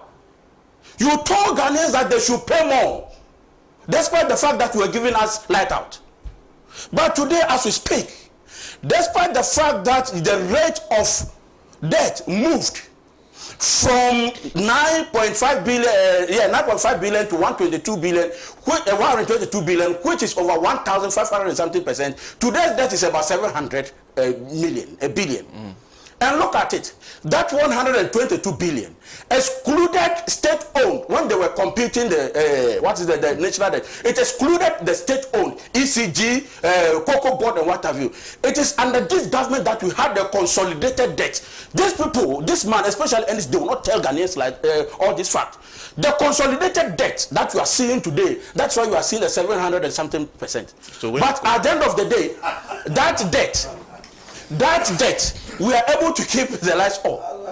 We have brought you the free SHS. We have provided employment more than the NDC have done. We have kept security more than the NDC have done. So put all this together, Senna, all that we are saying to you is that as far as John Ajekun Kufuor is concerned, one, he expressed his political right. Two, he gave the first political appointment to Alan Tremantin to experience public political power to be able to serve this nation. So MPP, we've not been ungrateful to his, Don Ajekun Kufuor, to Alan. And for that matter, Nana Dankwa Kufuor has not been ungrateful to him. We have done what we need to do. But hey, when His Excellency John Ajekun Kufuor was making his point, okay, he didn't do it at the time when we were going for primaries. So now, do you remember? Yeah. The statement he made. You have to wrap up for me. No problem. The statement he made, he didn't do it at the time we were going for primaries to show bias. He allowed the MPP members, the ordinary water seller who is a delegate, to choose who he or she wants. And we chose Dr. Mahmoud Bawumia. It was Alan himself who have decided that after the first round, without anything, decided to opt out. So the fact that you have opted out on your own should tell you that you don't have any attack on MPP. So let us run our party. You've decided to go and form your own party, of which Asan Ayarga will tell you that when December 7th, you hear Mike 1, 2, 1, 2. When your vote begin to come, you hear 1, 2, 1, 2. Ashanti region, like my brothers are saying, look, you can go and sleep there from morning till evening.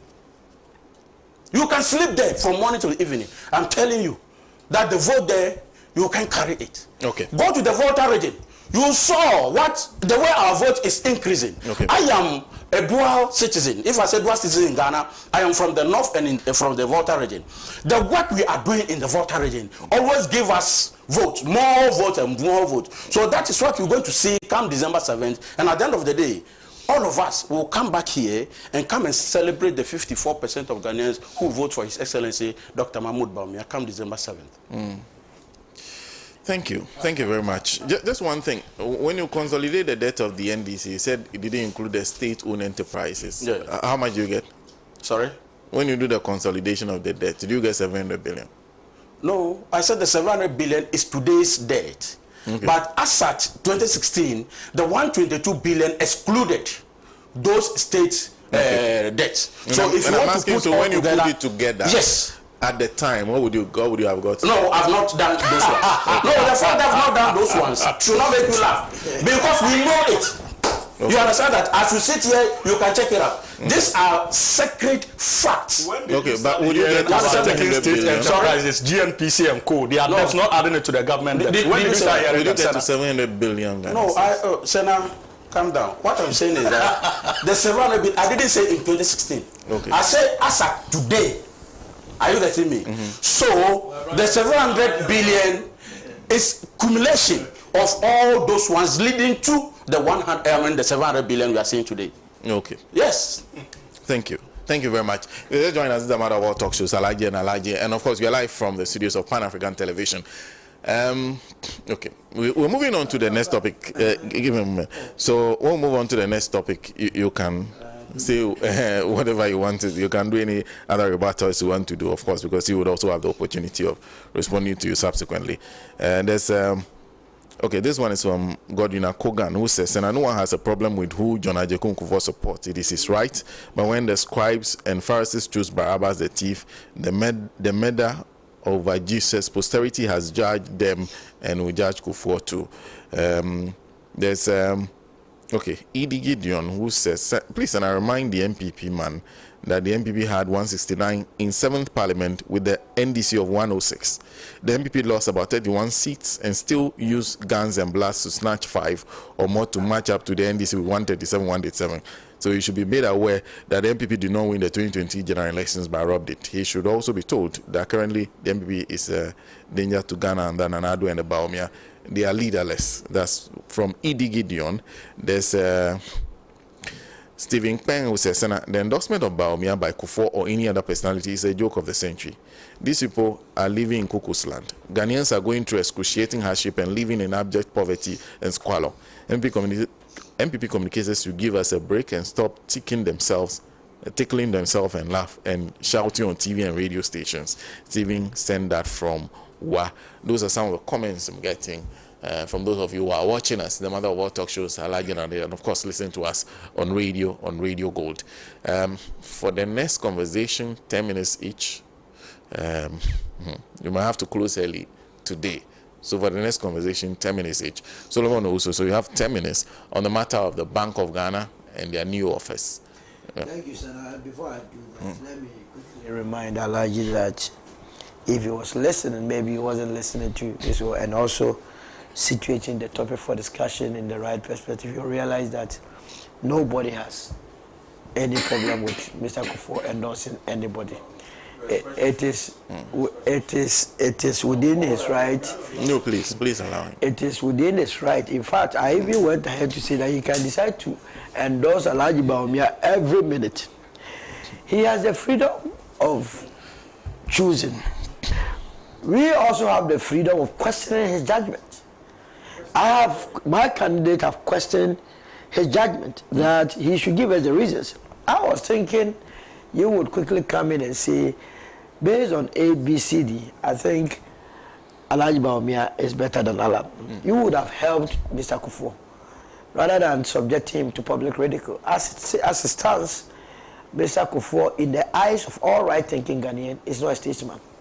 He is only doing the bidding of the New Patriotic Party. And you see, recent events has further exacerbated the situation. You know, the impasse in Parliament. When everyone in this country knows that the problem is coming from the New Patriotic Party, by virtue of what they did in 2020, by taking out Andrew Esiama, and based on that precedent, Speaker Bagbin also following suit. One President Kufuor had the opportunity of advising. Instead of looking straight into the faces of the MPP and telling them that you people are misbehaving, what did he decide to do? He rather went or sent a message to Speaker Bagbin that he should rather compromise. When you behave like this, nobody will take your position on matters very, very serious. So let that be made straight. And did I hear you say history does not matter? That is serious.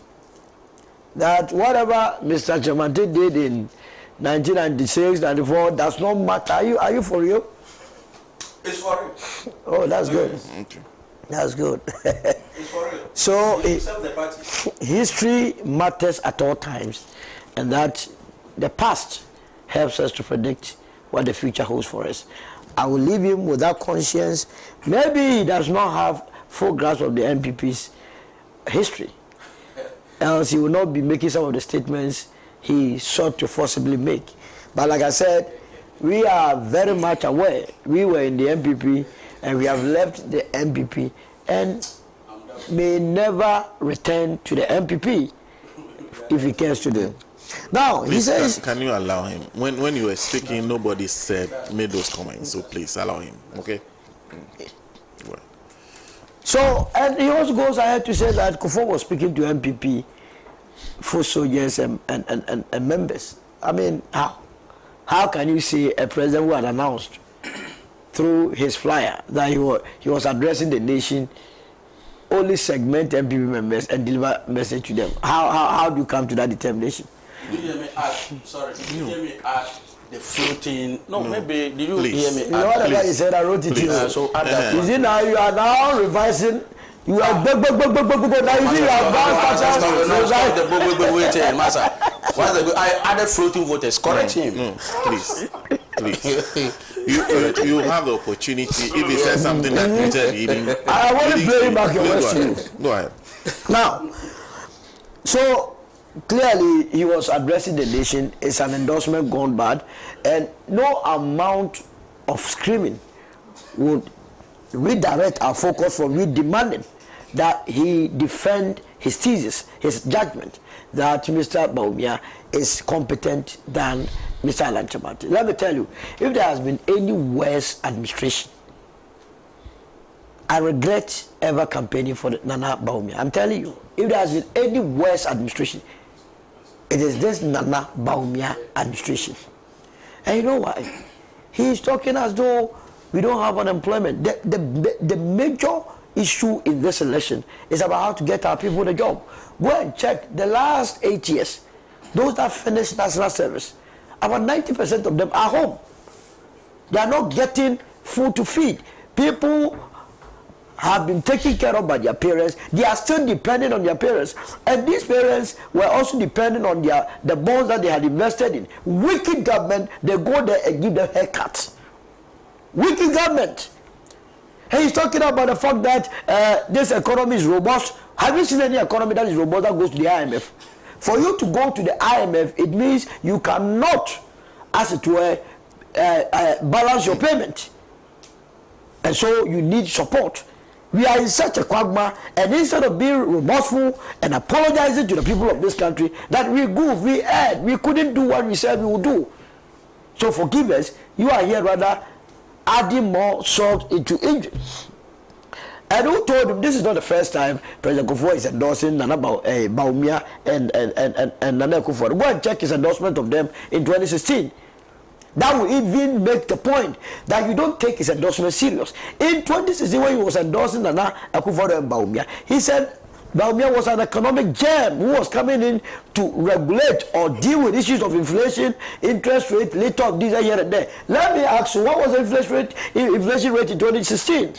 That's what we said it was worse. In 2016, inflation rate was 15.4. How on earth would anybody with sound mind? Mind you, Article 42 tells us that we must register people with sound mind. The reason why you must have people who have of sound mind is so that they can make a sound determination. How can you tell me the inflation of 15.4 in 2016 is better than inflation of 22% today? How can you tell me that the exchange rate of 1.1 is to 4.2 in 2016 is better than an exchange rate of 1 is to 17? How can you tell me that what's the name? A liter or a gallon of diesel that was 40 cedis in 2016 is better than a gallon of diesel that is worse than a gallon of diesel that's going for 67 cedis. It is only in Alhaji's mind, together with the rest of the MPP, that thinks that all of us are mubus. All of us don't have sound mind. In any case, you are Alhaji means you have gone to Mecca before. You have performed Hajj. How much did you pay for your Hajj? And how much are people having to pay today? In spite of all the mess, they are even denying people of their right pilgrimage. They don't want to allow people to also become Alhajis. Wicked people. Close to 1 billion. How many of them are going to get it? under the auspices of Alhaji Mahmoud Bawumia. So when we are discussing Bawumia comes nowhere near. Bawumia took 2.4 billion cedis that he was using it to pay graduates under the program called NAPCO. As we speak, some of them are even demanding their money. I have challenged them to produce that list of 100,000 people they claimed they were paying. My sources indicate that they were only paying 4,600. Scammers inflated the numbers to 100,000 and always they were putting the money in their pocket. What have we been told here? And then he tells me that chiefs are endorsing Mahmoud Bawumia. Which chief?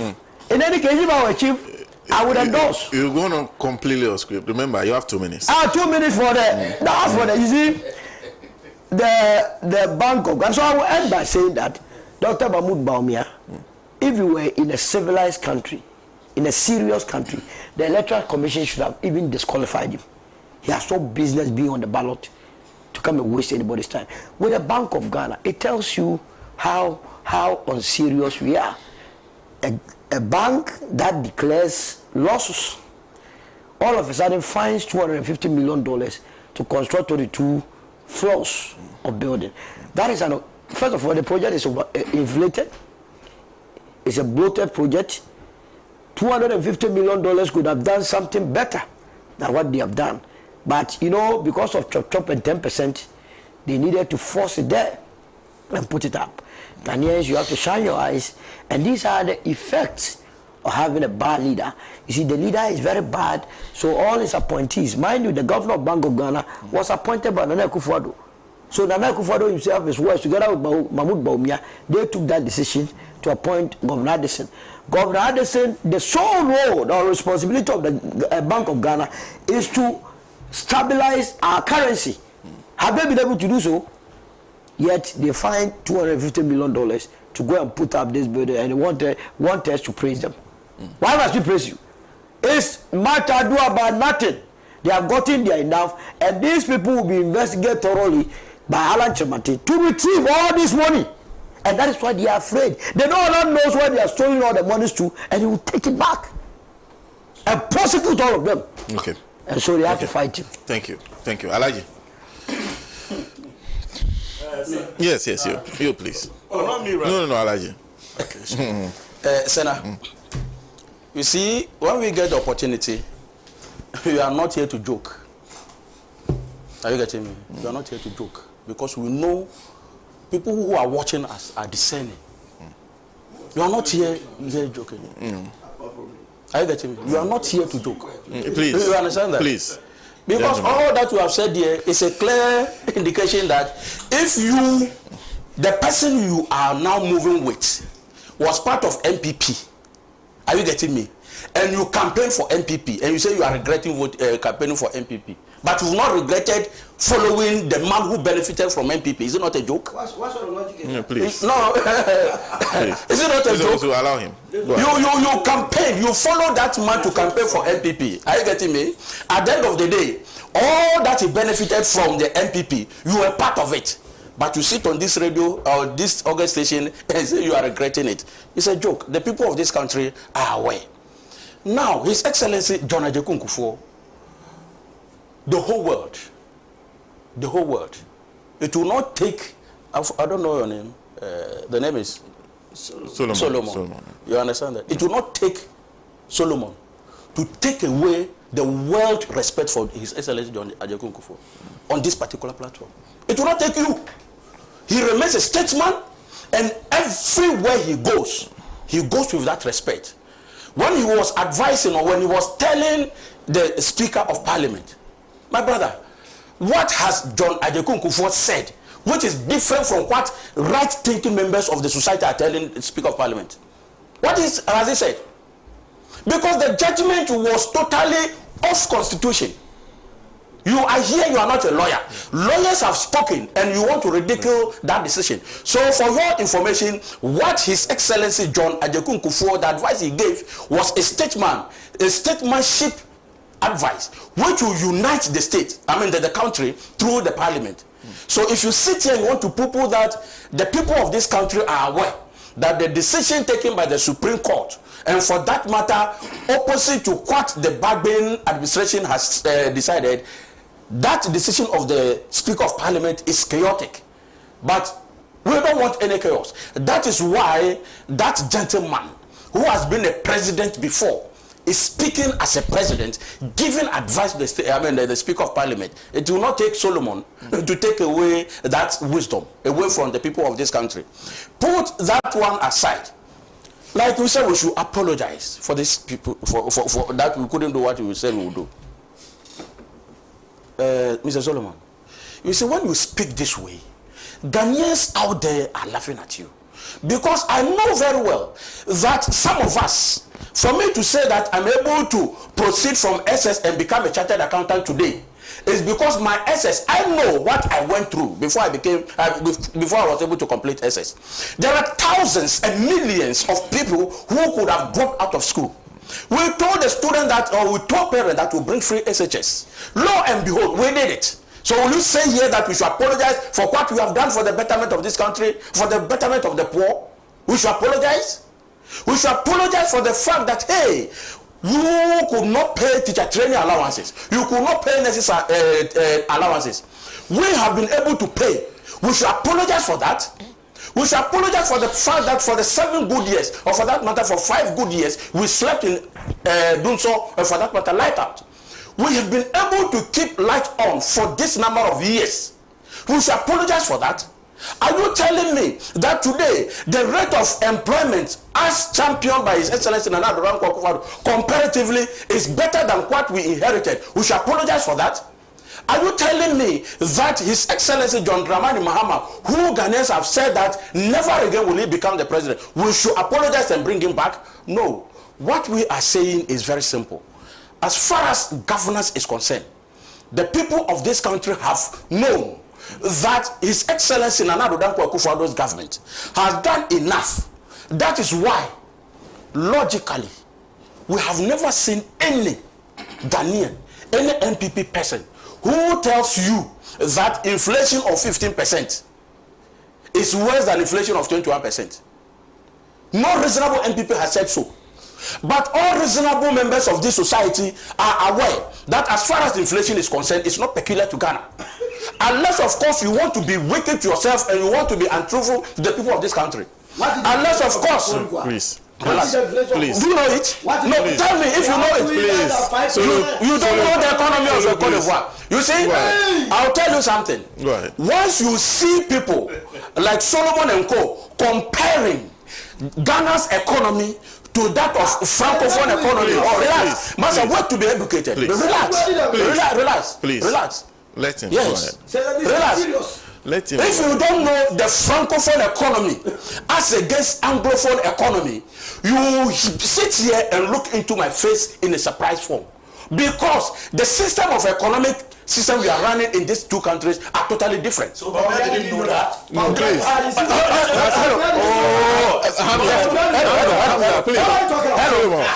Gentlemen, you have the opportunity. Gentlemen. Continue. You see, these two individuals, they are doing what Ghanaians are not happy about. In the sense that when you quickly jump in and say that didn't Bawumia know that, Bawumia didn't compare inflation. Listen to me. Please. You see, stop being unfair. Why? For me, I will expose you. Unless, of course, Senna, I'll give them this assignment. Right now, they should give me one record. He spoke about history. He should give me one record where Bawumia compared the inflation of Ghana to that of Cote d'Ivoire, and I will resign from MPP. He should give me that record. Please. He should give me that record, and I will resign from MPP. So put all this together. As soon as you are comparing these two economic systems, it's like, excuse me to say. So put all this together. We know that as far as inflations are concerned, why is it that up to 2020 elections, Solomon and Co. never spoke about inflation? Because they know that the inflation in 2020 was far better than what we inherited. Why are they not talking about interest rate in 2020? They know that the interest rate in 2020 was better than what we inherited. We are speaking this way because, like His Excellency John Dramani Mahama has indicated, that The world crisis has affected every country, including Africa. That is why inflations have gone up. That's why interest rates have gone up. That is why debt have gone up. So if you sit here and want to negate what is happening realistically, it's a clear indication that your hunger for power is making you mislead yourself, thinking you are misleading the people of this country. But the beauty of it is this. You have 2 minutes. No problem. You haven't said anything about the bank. No problem. So the beauty of it is this. Ghanaians are traveling. They have traveled. Even here in Togo, Burkina Faso, where and where, we've traveled. We've seen all that is happening there. So back to the issue of Bank of Ghana. Senna,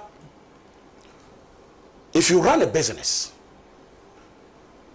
the fact that you made a loss doesn't mean that your company is not in good condition. The fact that you made a loss doesn't mean that your company is not in good condition. So for Bank of Ghana to come out of this edifice, well, my brother said that. But I don't understand the statement. The fact that you made a loss. No, please. Let him. Go ahead. Does not mean that the company Let him proceed. I see. Hey, you'll get to know of it later. So put all this together, what the Bank of Ghana has done, coming out with this particular structure, is for the betterment of the system. Because moving the two or the tripod system of governing this country, where we have the monetary economy, we have the fiscal economy and the systems, all this will be properly done. My brother is indicating that, hey, there was corruption, there was what have you. Yes, you can use this platform to say so.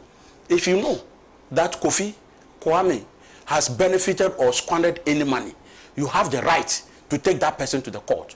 Because the very court that freed the minority leader in a corruption charge against him, that same court is there. So if you see that anybody has squandered any money, don't wait that you are thinking about the impossibilities of you becoming, Alan becoming the president, which is totally impossible. That unless he becomes before you want to do, if you know that somebody has done something, take the president. In conclusion, the issue of NAPCO, that last one, Senna, brief, as we speak to you now, over 40,000 beneficiaries of NAPCO who have transited into mainstream public employment will be looking at you and be laughing at you. Because it is through this NAPCO that they were able to get through into the public service. But you are here Alhaji, thinking that it is a bad policy. Thank you. But thank you very much. Ghanaians are benefiting from such a policy. Thank you very much, Alhaji. Mr. Sweeney. Senor, I had so much to respond to in terms of the outcome of the discussions, especially between my brother Solo and that of our new Alhaji on the show. But you see, two things he said made me more or less prune down some of the issues I had for him. The first being when he surprisingly turned to ask Solo's name. Then I just concluded that clearly he's either a newbie in the politics of the New Patriotic Party, or to a very large extent, even when it comes to discussions of this nature. And so he can be pardoned with some of the excesses associated with his submission. And the second being, this is my first time on this show. No, I'm not talking about this show. I'm not talking about this show. This is the first time I'm making. Can I make a point? Can I make a point? Can I make a point? Can I make a point? He has a point. He has a You see, secondly, he seemed to be so much excited with the word reward and benefits. And I'm not surprised, because that is what they have been trained to understand when it comes to national governance. It boils down to reward and benefits as far as the Ananado Dankwa Akufo-Addo and Dr. Mahmoud Bawumia loyalists of the NPP are concerned. So to them, if the likes of Allah are appointed into government, they are rewarded. It's not a responsibility and a challenge to demonstrate their responsibilities towards this republic, To them, if they have been awarded, for them, if they have been appointed into government, it is an avenue for benefits, for chop. And that is why he can sit on this table and belittle the essence of constitutional governance and the onerous responsibility that is placed on appointees when they are appointed. I was surprised. And that is why he will sit on this table to rationalize broad-day thievery under this government. Like, what thievery? That is why he will sit, and PDS, I just gave you an example. That is why he will sit around this table. Can you respect our listeners? Yeah, you see, I was quiet listening to you. No, by saying... That is why he will sit around this table. That's why he will sit around this table and sought to belittle the impact of the economic mismanagement that Bawumia has led on the many Muslims communities in our country, especially being a Muslim himself. And I'll tell you why. My brother made reference to the Hajj tickets. For all you know, he doesn't know. Because he was given free ticket at the expense of the state to go to Hajj. Yeah. Oh no, but how do you know that? Oh no, so I'm saying that. No, I said, for all you know. Please. No, please. I also have a job to do. Yeah, but this No, is my Hamza. I have not said that he has been given free ticket. I said that for all you know, it's a possibility. So for all you know, I'm coming. Can I make a point? When you get an opportunity to respond. There's no time. For all you know. So there's no that you want to speak. For all you know, Allow him to you are uninformed. Okay. That statement, you can't bring it to me because I bought my own ticket in 2016. Wait. Your party was in So this year you have not gone to Mecca. Have you gone to Mecca since the NPP came to? I'm not accountable to you. There you go. You cannot go because under your own government. That matter. Okay, so it has been done. Can I make my point now? So you have done it. So you see, he has just confirmed that under President John Dramani Mahama, he was able to pay for his ticket and attended Hajj beautifully, but he's not been able to do so. And you said from 2017 to now, have you gone to Hajj? But you allow me to make can you going to allow me to make my point? No. But you are say that I'm not able to pay. So I won't sit here for you to say that. So have you gone? Because I have not decided to go. If I decide to go, I'll go. Okay, allow that. I'll let that pass. The listeners are the you can't do that. We are dealing with a presidential candidate. Yeah, please go on. Who has mismanaged the economy of this country after it was entrusted to him by his own boss, Nana Addo Dankwa Akufo-Addo.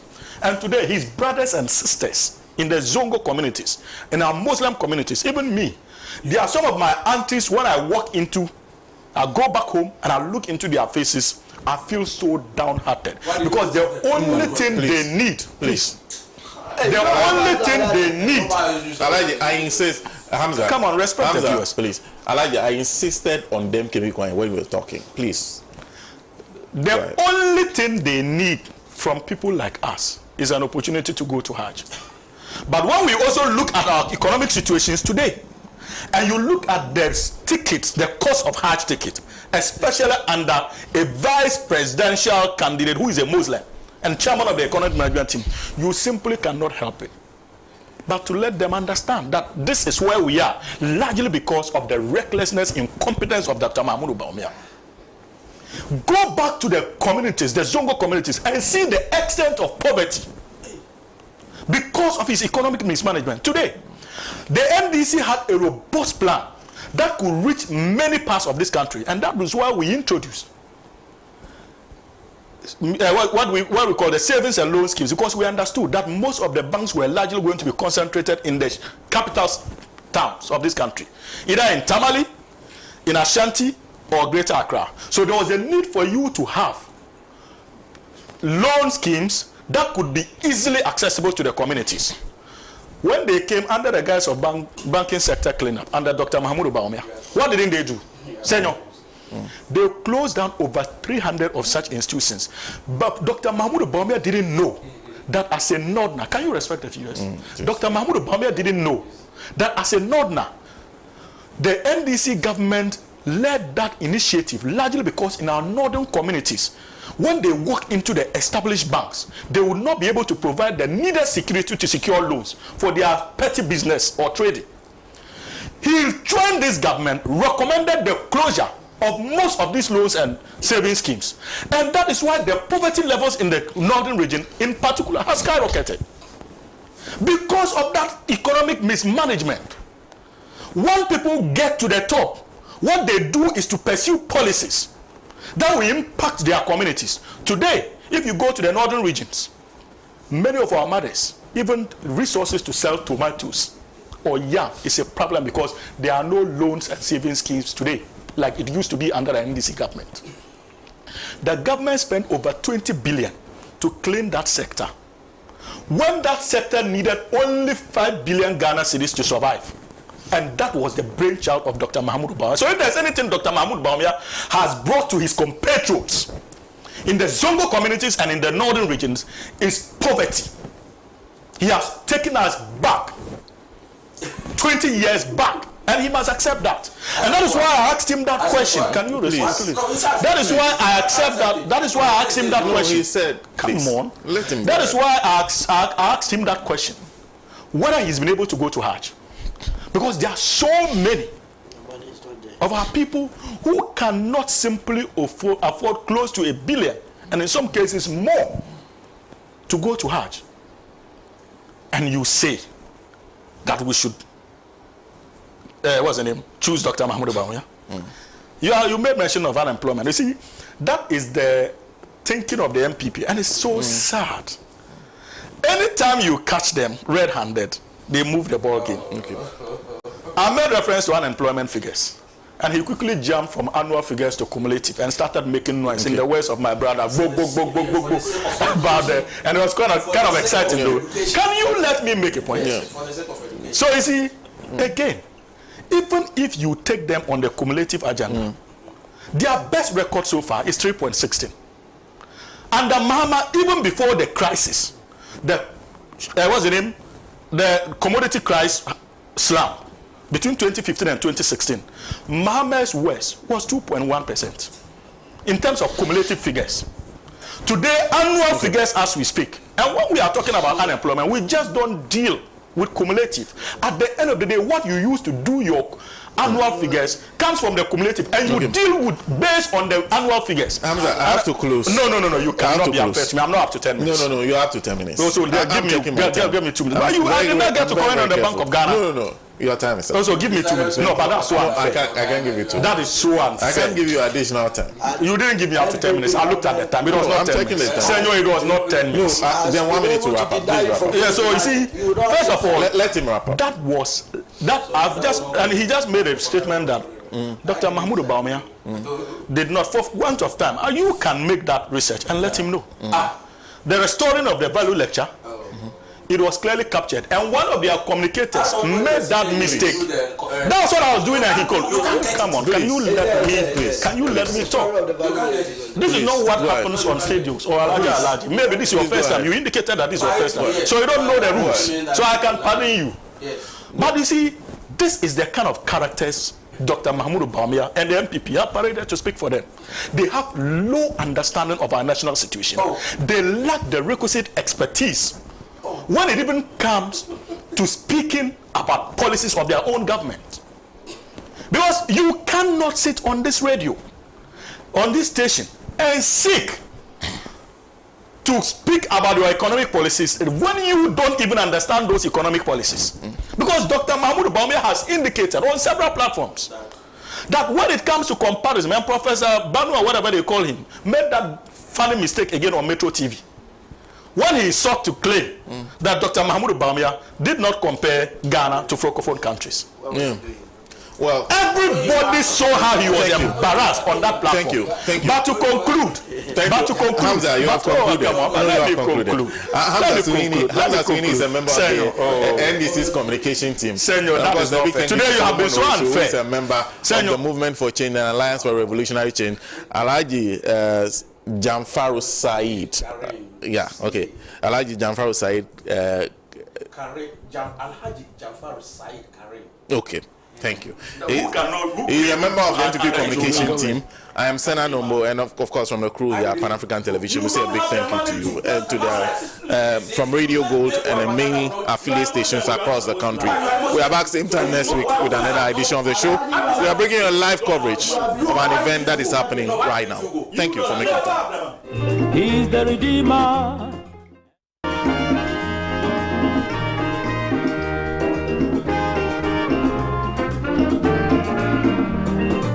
He has labored, he has suffered to lead his people into the land of freedom. He is the Redeemer.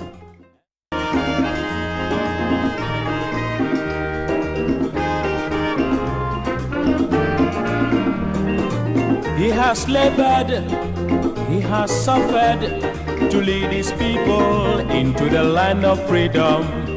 He is the Redeemer.